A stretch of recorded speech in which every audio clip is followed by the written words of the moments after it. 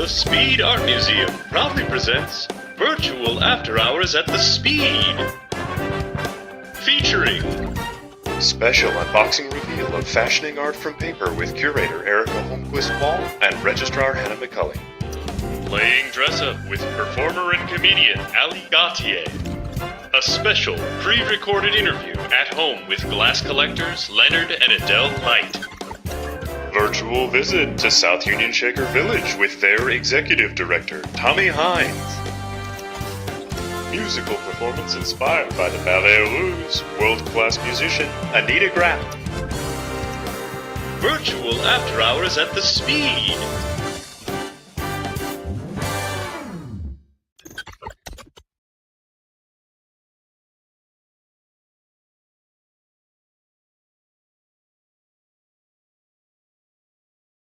I just couldn't be more excited. I've spent probably the past 9 days or so crawling underneath paper dresses, fluffing, zhushing, and looking for tiny paper pearls that are rolling around. I mean, everything. This show is probably the most difficult that I have ever gotten my head around in my 20-some year museum career. And just because simply I've never really worked with anything quite like it. It's craft, it's fine art, it's decorative art, it's textiles, it's paper. But you know, the way that she brings art history to life and these incredible textiles and garments and costumes to life in a whole new way, you are just going to be so excited to see this. Well, thank you, Erica, so much for giving us that overview. My name is Hannah McAulay, and I am the registrar here at the Speed, which essentially means that I get to take care of the art. I do all of the paperwork and the tracking as things come and go, but part of my job is to get to overview installations and de-installations for exhibitions. So I am going to take you on a little tour today of the unboxing of 2 different pieces that are in Isabelle de Borchgrave's show that are going to be in the very first gallery in Papier à la Mode. So here we go. All right, so you are getting to see here kind of what the galleries look like with all the different crates. There were 65 crates that we received for this exhibition, some really tiny and some really big. Most of them, like all those you see there, each have only one dress inside all of them that we all unpacked. So you'll see there's some installed dress. This is pre-fluffing, so when you see the exhibition in person, you'll see they'll be all nice and filled out. All right, here we are installing the pompadour. So you'll see our art handlers there, Chris and Mark, and they have the lid off the crate already. So a big part of unboxing and uncrating is always going to be being in full conversation with each other at all moments. So you can't hear what they're saying, but they are talking about where the handles are, where the end of the box are, and they have to be kind of overly communicative with each other. All right, so then Mark's gonna pull the crate away so that we can put the front of the box there, and you'll see we all are wearing gloves, and we wanna make sure that we don't get any oils on any of the dresses. So these cardboard inserts were actually made by the artist and came directly from Belgium. And they have lots of different parts and pieces to make sure that the dresses travel safely. So you'll see there it's wrapped in what is called Tyvek. And that's gonna just protect the paper and the dress from the cardboard exterior. Now Nick is going to pull the Tyvek off, and you'll notice what he's doing as he's pulling the tape off. He folds the tape underneath there, and that's to make sure that the tape itself and the stickiness of the tape, even though it's really not a very tacky tape, but that way it doesn't touch the dress in any way. And so you're going to see they're holding everything back, and they're going to kind of look at and test out and think about where the most stable points of the dress are. So all of the dresses that are on stands are stabilized at the bodice and in the neck with kind of a dowel rod that's protected with some ethafoam. And so it's screwed into the top of the box. So you'll see there that we're gonna get that out first. So Nick is stabilizing the dress while Chris is gonna get a drill, which he's off camera. You can't quite see him, but he's gonna get a drill and undo it. So there it came out. You'll see Erica there on the bottom right. She's the curator of this show. So because of COVID, we all kind of had to pitch in so we could have a small crew. So you'll see we all kind of lend a hand. I'm off screen kind of directing and making sure that I'm talking about where the points are, where we want to be really careful not to touch the dress. I've looked at all of the condition reports up to this point so we know if there are any fragile areas.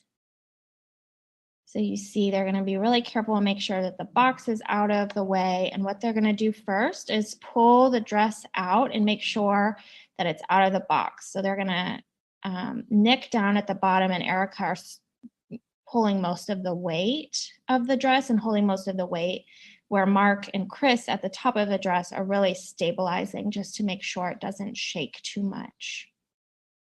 And so with most of these dresses, the most stable point is actually at the bodice. So you'll see there Nick is kind of supporting at the bodice slightly. Yeah, and then Mark there at the back, and Nick's gonna lift it up, and what they're gonna do is get it onto that platform so that the dress is off of the floor. So they're gonna get it there and stabilize, then they'll reposition once it's there, and so to make sure that they can rotate the dress to face the front of the gallery. So you'll see it's being supported the entire time. And they're going to be really careful. This particular dress doesn't have a very long train. So with dresses with train, you'd have another art handler at the back kind of holding the train up to make sure it doesn't get caught at all. So Nick is again supporting all the weight there. And the art handlers that are touching the bodice, they're not holding anything at all. There's no pressure that they're applying. They're simply just supporting it to make sure it doesn't fall. All right, we are moving on to the monster dress, the mantua. So when we were pulling this out, this is the narrowest but longest crate. So we had to use a dolly to get it out, and you'll see that we're all there. And we were saying all our prayers and crossing all our fingers that the dress was going to be facing the right way, and we didn't have to rotate it. And you'll see her in a minute once we open the box up, what we had to do. So Nick here is going to open up the crate. So all of these boxes are kind of taped up. So you'll see our method was to get the cardboard box kind of as close to the platform as we could so that the dresses didn't have to be handled or moved very much. So you'll see I'll kind of walk back and forth throughout this whole thing so I can get lots of good angles on the dress so that we can make sure that nothing is touching the floor, nothing is, no vulnerable places are being exposed. So a lot of this process is just really exciting. We kind of, it's a thrill every single time we open one of these boxes to see the dress that we've seen pictures of for months and months. I mean, over a year, you know, we've been planning this show. And so we all kind of can't hear us, but as soon as the board open, we all kind of do a squeal and get really excited to see it all in person and come to life.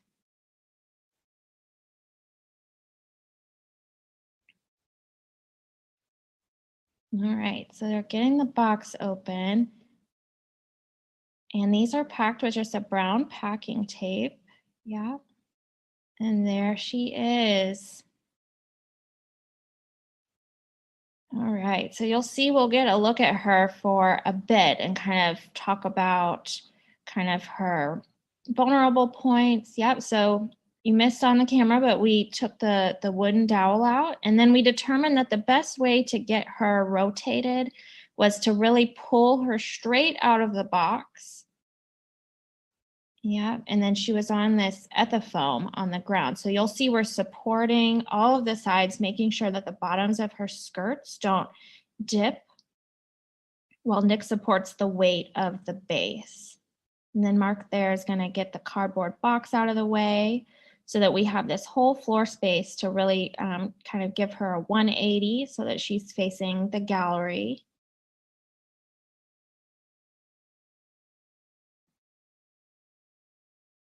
And so what I'm doing here is I'm just making sure that none of the bottom of that skirt is going to touch the floor as we rotate, and I'm making sure that all of the art handlers are kind of touching at points that are not going to hurt the dress in any way. So they're going to walk slowly, and again, they're in full communication the entire time this is happening. I'm probably saying, watch your toes, and you know, make sure that all of the pieces are off the floor. All right, so Erica there, the curator, is pointing exactly out where she wants the piece placed. You know, she does a full placement and exhibition plan for the gallery before the show is ever installed or even the crates are here. But once you're in the gallery space and you see the dresses in person, a lot of times things can change, and even a couple, you know, a foot to the left or a foot to the right. So she's there to make sure that everything is placed exactly right. So there I am, I'm grabbing a blanket for Nick. Because we made all of these platforms in-house, our prep team, Mike Stouse made all of these in-house. We wanted to make sure that we didn't get any scuff marks on the platforms at all. All right. So here they are. They're going to talk through it and make sure they're going to lift straight up and then come onto the platform. So again, Nick is supporting all of the weight. And everyone's in full communication just to make sure that everything goes perfectly well. Chris and Mark there at the top are supporting her until we can get her perfectly placed where we want her. Yeah. So he's going to keep supporting her at the waist, and remember, he's not putting any pressure there. He's just making sure that she stays stable. Yep, and Erica's helping the placement. We've got her on a little crooked, so we're gonna, Nick at the bottom is gonna rotate her. Yep, there Erica is pointing. So we're gonna rotate, get her all in position, and then we all breathe a big sigh of relief. We've got her uncrated, and there she is.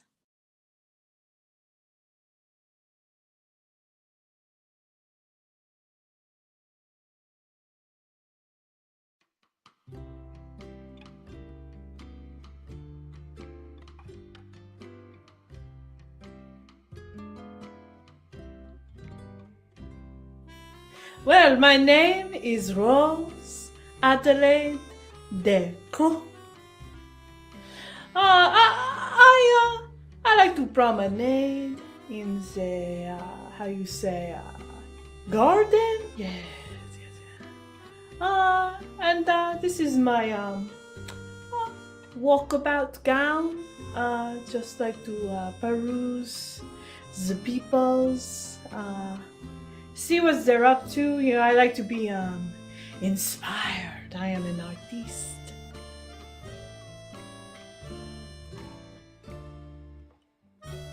Well, my father is very how you say important.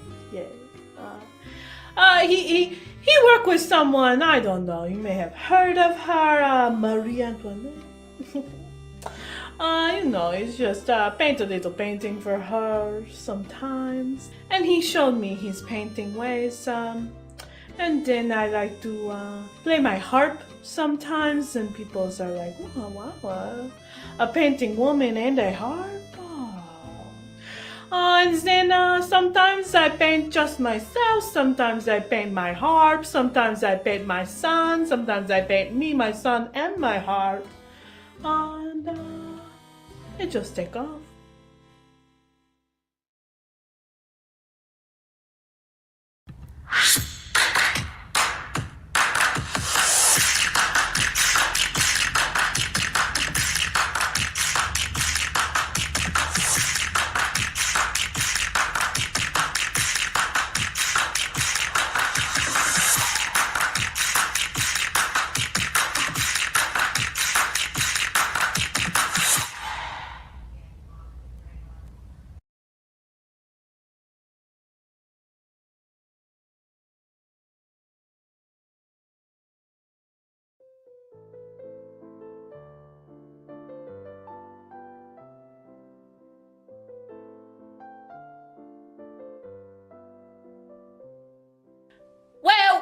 begin? Now, in it, let me just think. Well, you know, I'm from a little shire. Not a lot of people around. But I like to think I'm like a dynamic lady. And they call me Beverly, but my friends call me Beathers. Beathers, we love Beathers, we really do. And I'm Cecily, but just Cecily, no nicknames, please. I'm too from a shire. Mine has a couple more people in it, so Cecily loves the collar. I do love a collar. To the chin. Right up to the chin. Well, I'm a modest lady. Unlike Babes over here. I mean, not that she's not modest, she's a modest lady. Well, there ain't peoples round, so I figure I could let my clavicle out. And I'm actually a little jealous of the clavicle. It looks good on you. I can never pull that off. Thank you. And the sleeves. I think they make my head look a little smaller, because I've always thought my head's a bit big. And full of brains.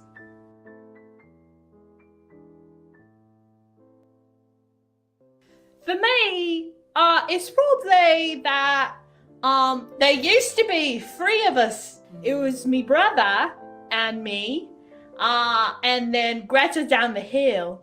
But me brother was a hat maker. We figured out that there's mercury in them hats, and it's bad apparently. And well, he done went crazy and he ran away. But I'm still holding out hope for Robert. Bless Robert. Hope he comes home soon to the Shire. Come on back, Robert. Well, Bevs, I'm sure you can relate. One time my nightgown caught on fire. Luckily, I was able to just quickly untie it and rolled right. I rolled right out. I just stopped, drop, and roll right on out of that dress. Oh wow! You think I'll catch on? Oh, I think so. Don't you think so? It's got a real ring to it. Stop, drop, and roll. Yeah. We don't have heat in my house, but I imagine, you know, if I was running real quick down that hill, I might catch a flame. Right. And then what would you do if you caught a flame? I think I might stop, drop, and roll. Whoa. Yes, exactly. So much easier to run and roll without the corset, you know. It's true. I am glad those went out of fashion. I love breathing. Yeah. Something I take advantage of all the time now. I'm just like, whoa, I can do that. And it's just amazing. You know, you can do anything now.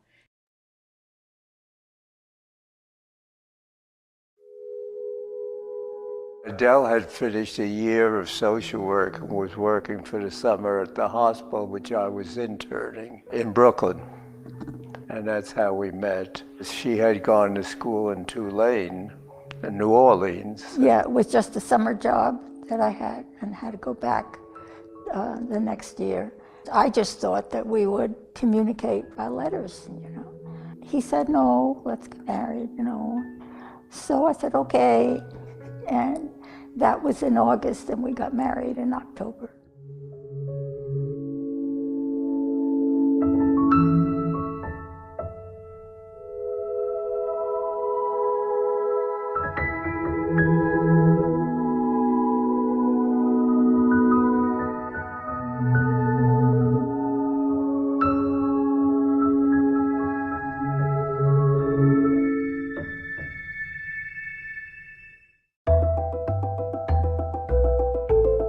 Not only were we encountering each other as people for the first time, but all these other things we were encountering relatively early in our lives that had an effect.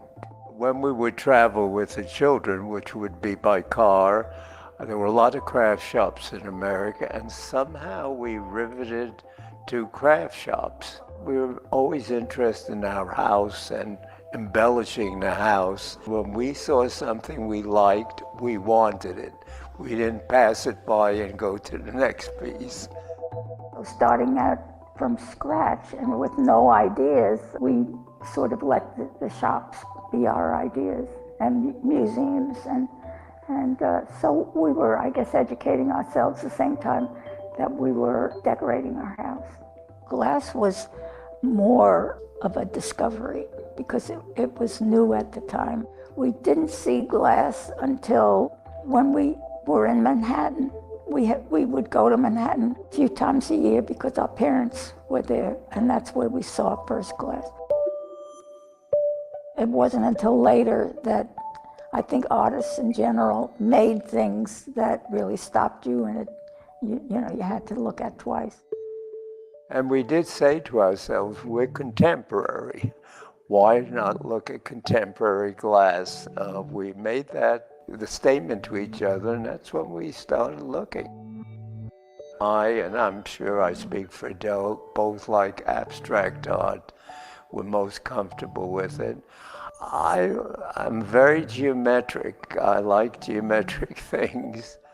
Glass has color, has transparency, and has beauty, has lines. We think glass is beautiful.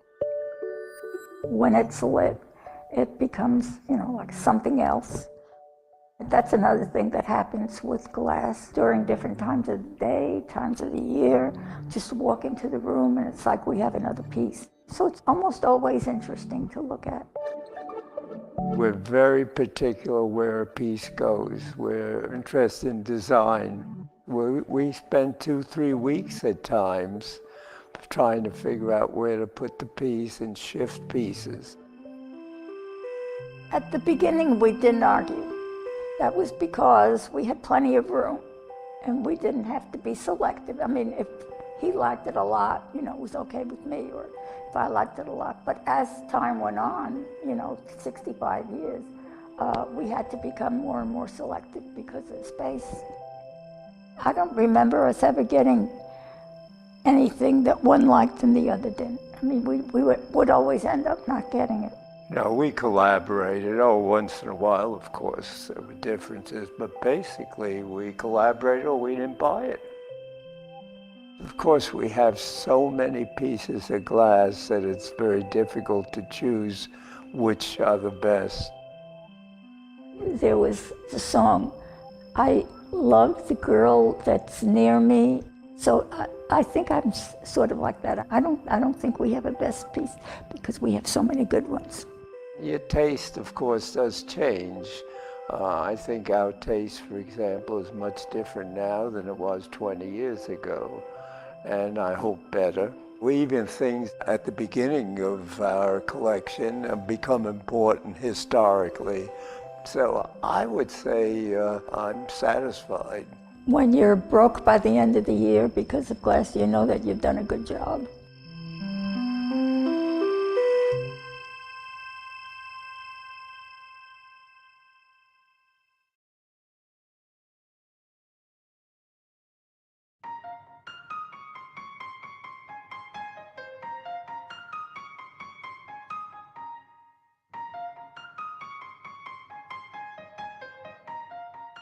I'm so excited you asked. It's this little known designer. Not a lot of people have heard about him. He's like from like the turn of like the 20th century. So like your grandma might like know who I'm talking about, but like probably not you. This is a little guy called Pablo Picasso.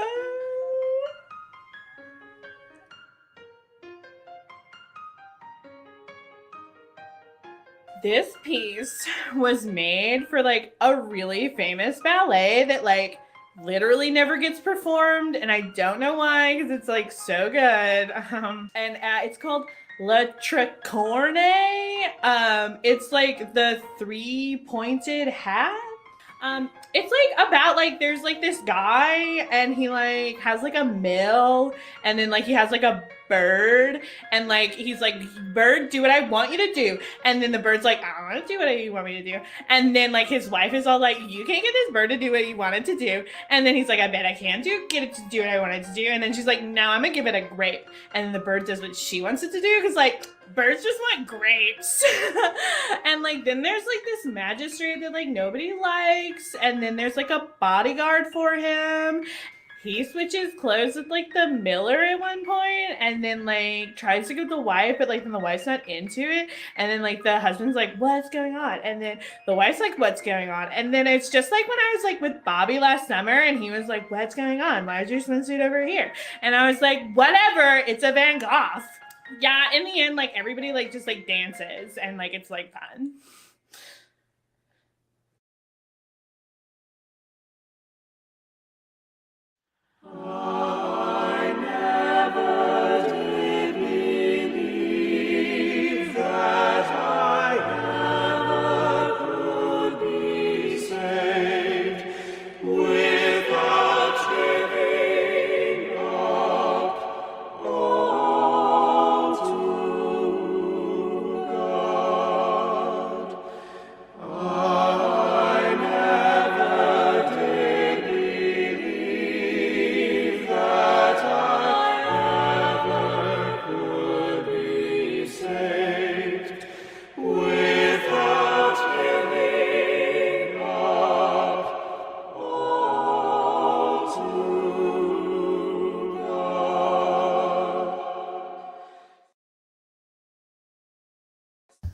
When the Shakers arrived in this part of the country about 1805, this part of Kentucky was known as the Barrens, and it was primarily grassland.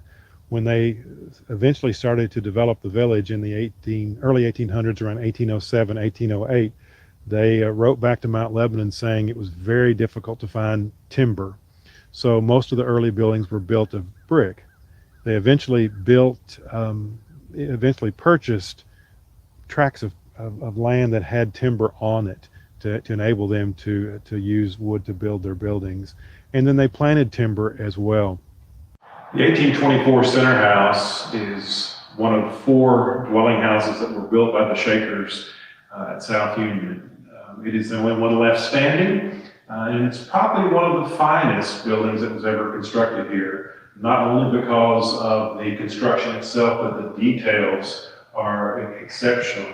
A lot of the things that you wouldn't expect in a Shaker building, but beadings and moldings, applied moldings, are everywhere in this building, and you don't really see them as much in other structures as you do here. This house took 11 years to build. It was begun in 1822 and completed in 1823. For the Shakers, utility was what was most important, but you have to admit that there's beauty in these buildings too. You see that the prolific use of arches throughout this structure. There are arches that are hidden behind plaster, but there are also arches, as you see right here, that are very, very visible, and they're structural, but they're also great to look at. And then this arch kind of culminates here over this column of paneled wood, and you see all sorts of details from the bullnose edge of the top of the column. You see cove moldings, you see beadings, just a lot of things that weren't necessarily necessary, but just a great way to finish a Kentucky building in 1833.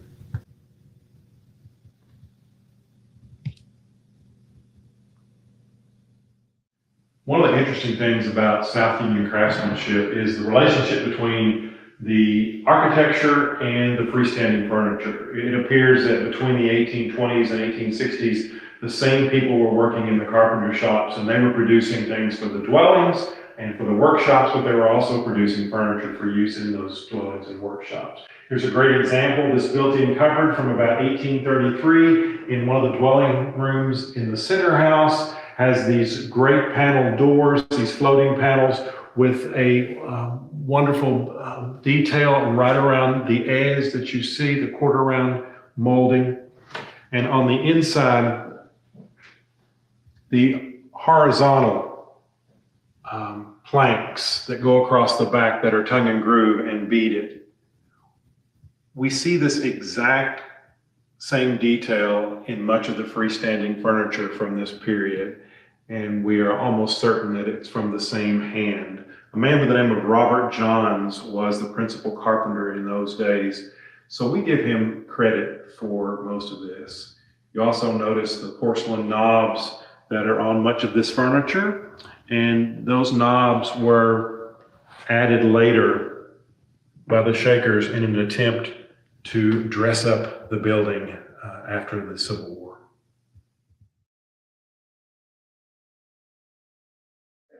Center House Dining Room today is set up from a 1900 journal reference that tells exactly how the tables were arranged.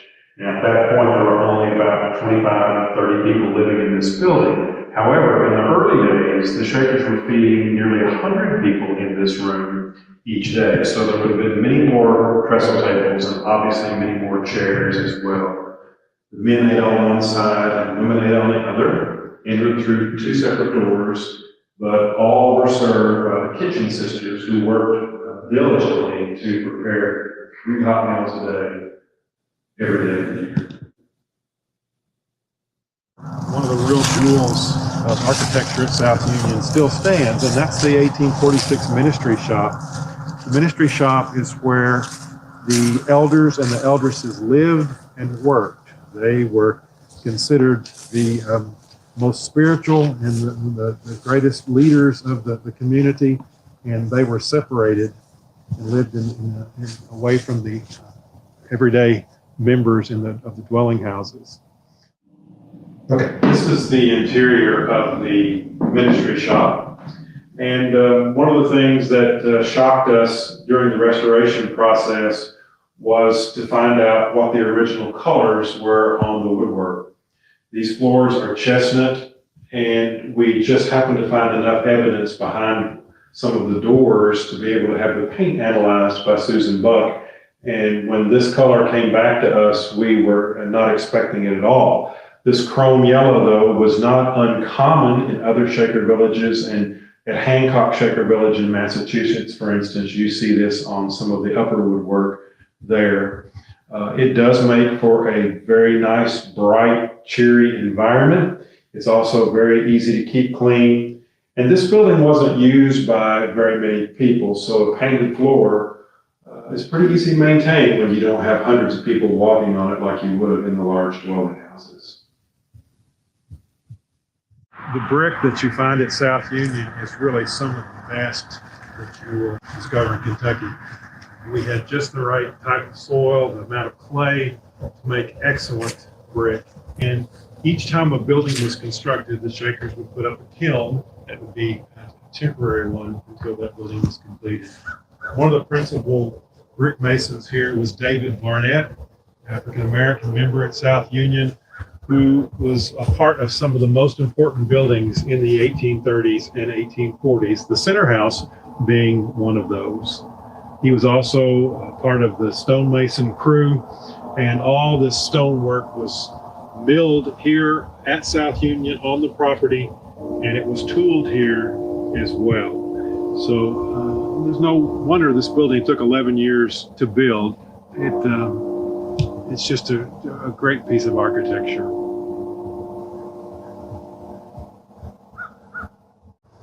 The building behind me is the 1854 wash house. It was a sister shop where the women in the village had most of their industries. Not only did they do laundry in this building, but their fruit preserve industry, which was one of the largest that they had, was all done right here in this space. There was also a music room and a recitation hall. There were sleeping quarters for the women that worked here. And it's a perfect example of Shaker wealth. By the time the 1850s had gotten here, the Shakers were pretty much at their peak of financial prosperity. This is probably the largest of all of the workshops ever built in the Shaker West, which is Indiana, Kentucky, and Ohio. And after the Civil War, they never really built quite to this scale again.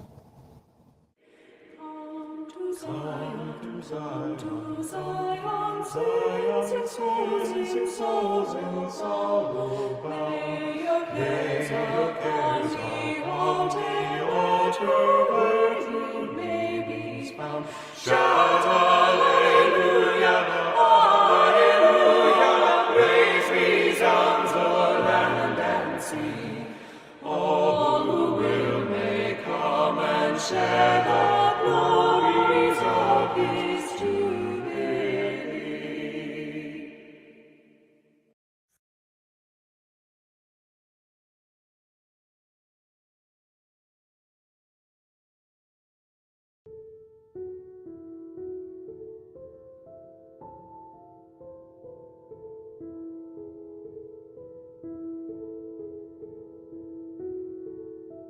Don't you know? it's not obvious? I'm the spring. Like, you guys got that weird little tradition where you have that little like furry animal like pops out and is all like, I don't know if it's gonna be spring or not. And y'all listen to him, but it's like, Mama, I'm here. I come when I want to come. So, yeah, I'm the spring. So.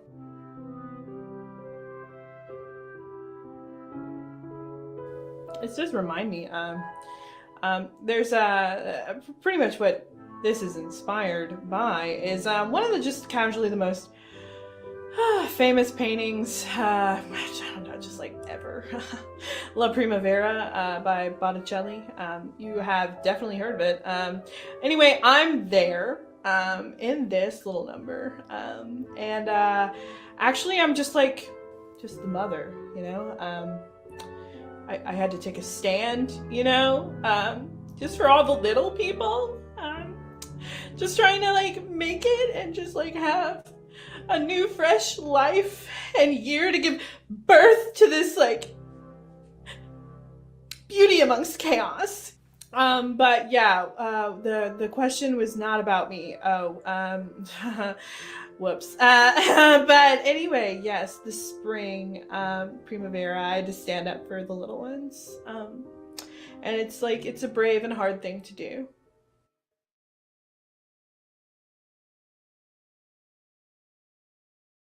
Hello everyone, my name is Anita Graef. I'm so excited to be taking part in this virtual after hours.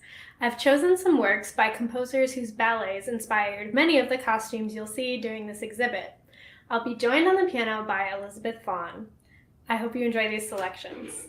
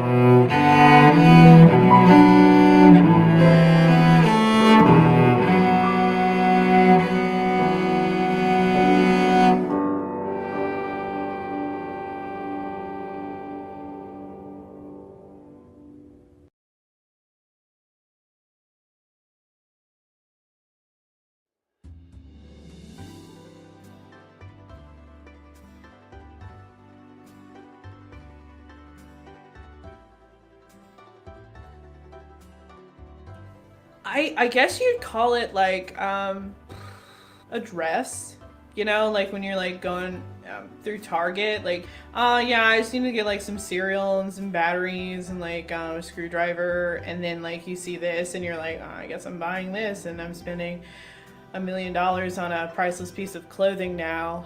You can't really go outside that much, can't really see your friends, so there's just a lot of like really just up my Zoom game. Kind of, I wonder if I can write that off on my taxes. Yeah, probably. I'm gonna try. I'm wearing just couture Zoom apparel. Yeah.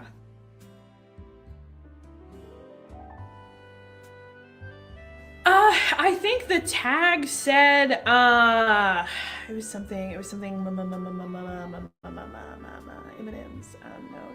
No.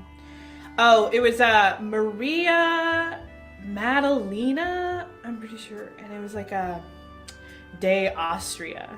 I miss that. I'm like, my name is Ali Gautier, Day Danville. Oh, it's not as cool. I think like I saw somewhere that like she was like part of this like really popular family in Italy or something, like the Medicinis, that funneled money into like all of like the greatest pieces of artwork of the like the 18th century and like whatever. Like, does she have like cool YouTube videos?